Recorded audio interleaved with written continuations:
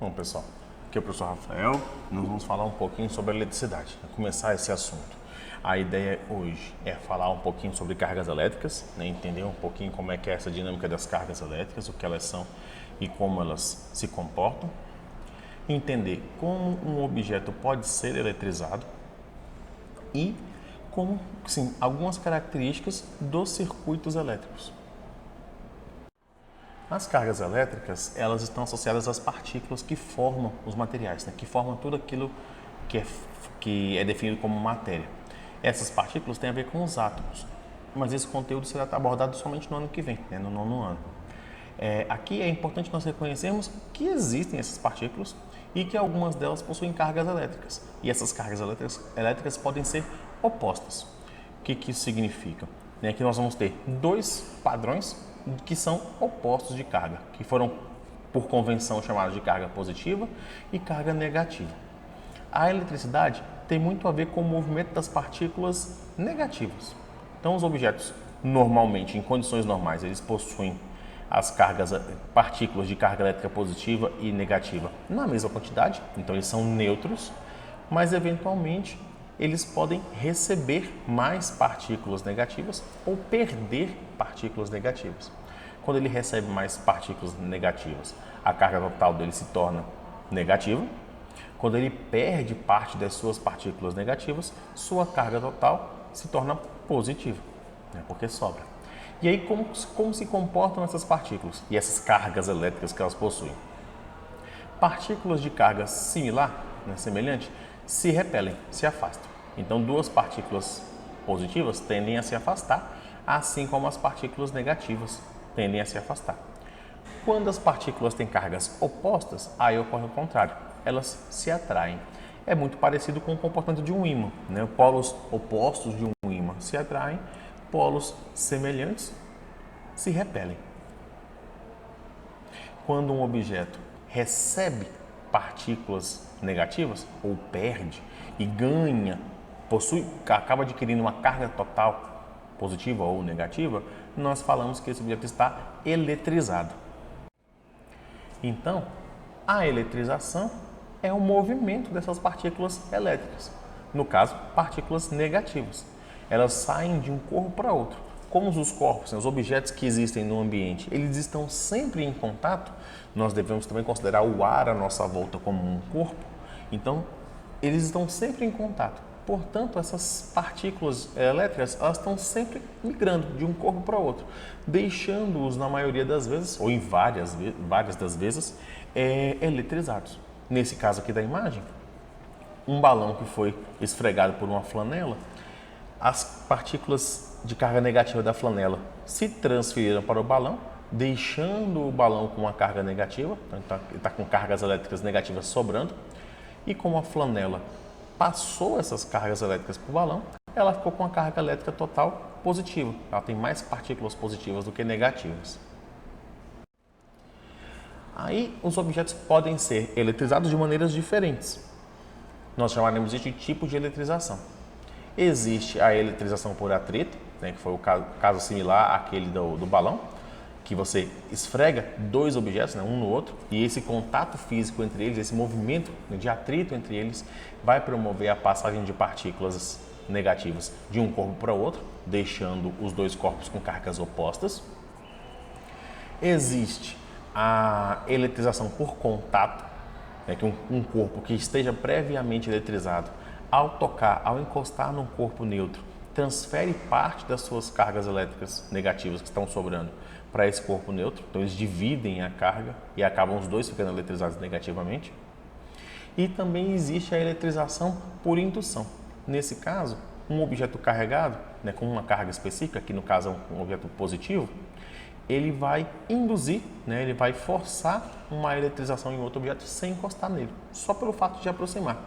Ao aproximar o objeto positivo se aproximar do negativo, ele faz com que as cargas negativas desse objeto, que estava neutro, se desloquem para um lado, enquanto as positivas são empurradas para o outro lado. E quando esse objeto entra em contato com o solo é uma fonte de partículas negativas. Esse lado positivo recebe esse lado positivo, entra em contato com o solo, ele recebe cargas negativas que vêm do solo. Então, vai aumentar a quantidade de cargas negativas, porque elas foram atraídas pelas cargas positivas que estão desse lado do objeto.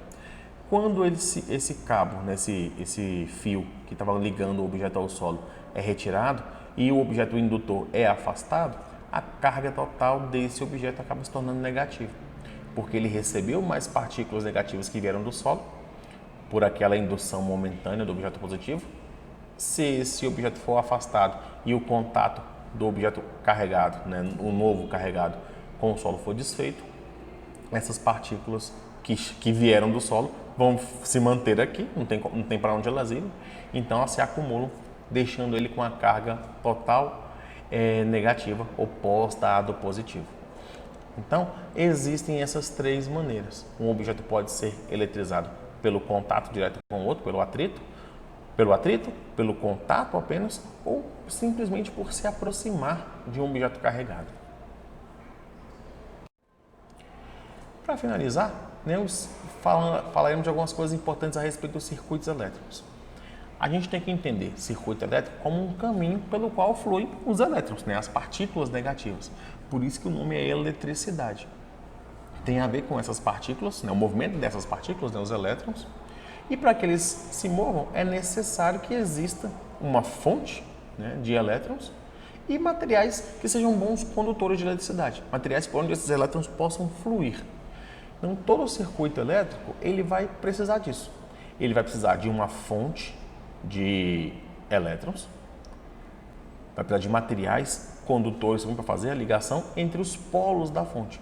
Nós falamos que uma fonte, no caso aqui uma pilha, né, ou poderia ser uma bateria ou outra fonte de eletricidade, nós falamos que ela tem polos por conta das características que as extremidades desse objeto têm.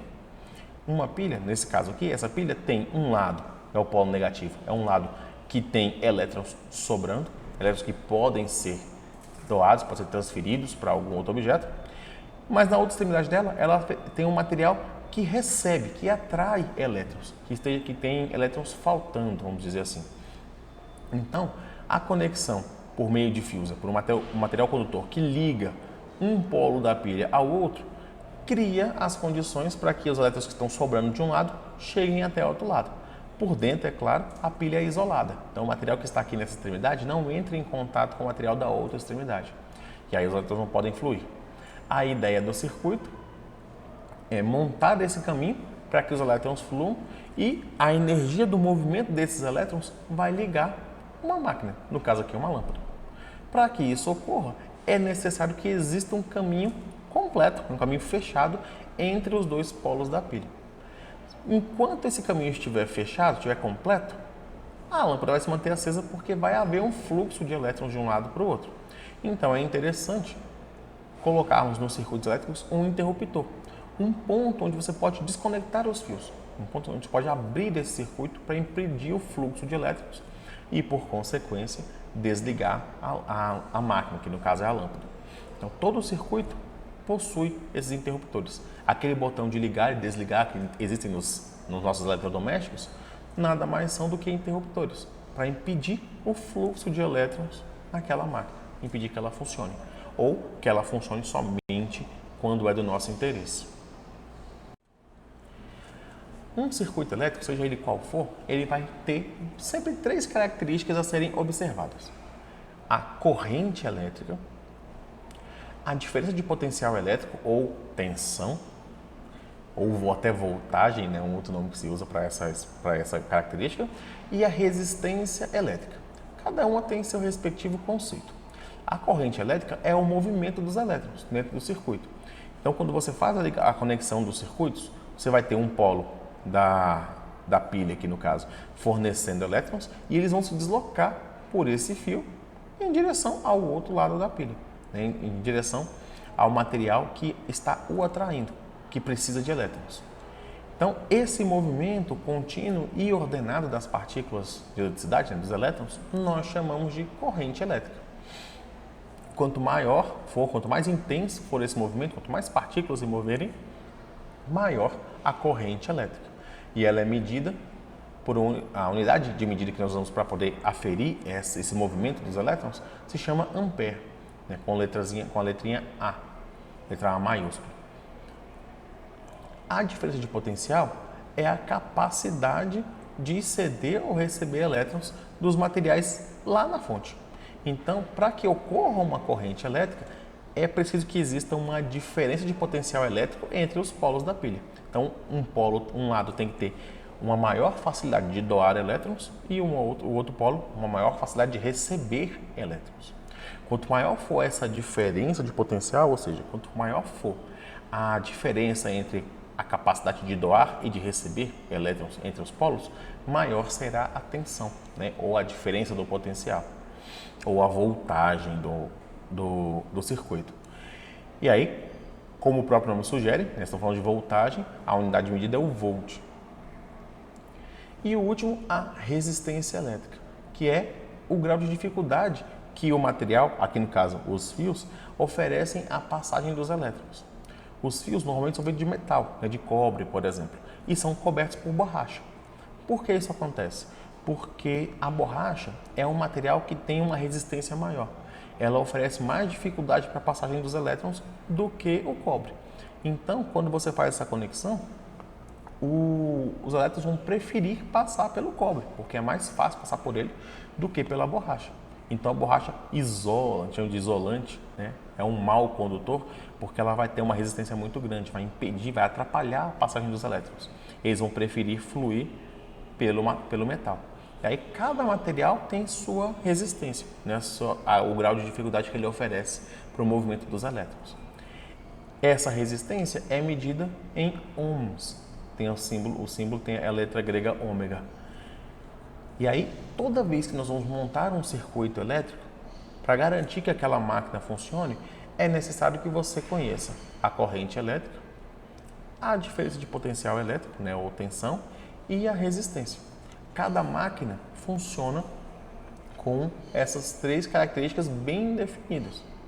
Então, cada circuito elétrico que nós temos em casa, desde o circuito, a rede elétrica de uma casa, até os pequenos circuitos que ocorrem dentro de materiais, né, de brinquedinhos movidos a pilha, todos eles têm que ter essas três características medidas para que para que seja definida qual será a fonte de energia que nós vamos usar e para que essa fonte funcione adequadamente. Uma máquina que receba mais energia, né, que trabalhe numa tensão, por exemplo, mais alta do que deveria, a máquina queima, a máquina estraga. Quando ela trabalha numa tensão mais baixa, a máquina não funciona corretamente, ela fica mais fraca.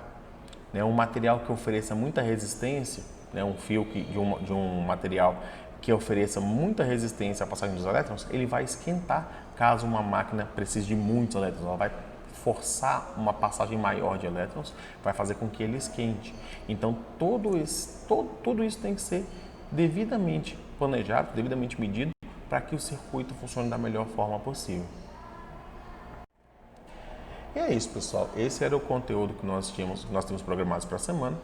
Espero que vocês tenham gostado do vídeo, espero ter sido útil e espero que vocês tenham um bom rendimento, né, na atividade da semana. Muito obrigado e até o próximo vídeo.